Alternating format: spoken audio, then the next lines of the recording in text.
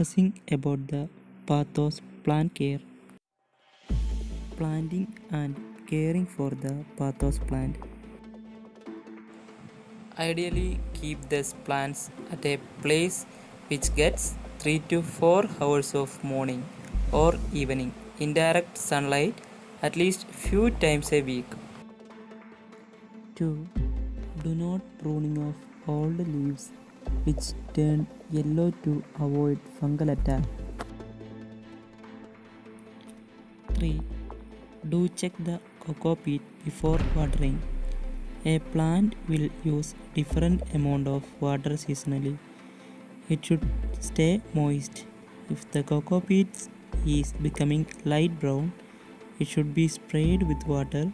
Ideally, water them every alternative day for roots to get the optimal supply.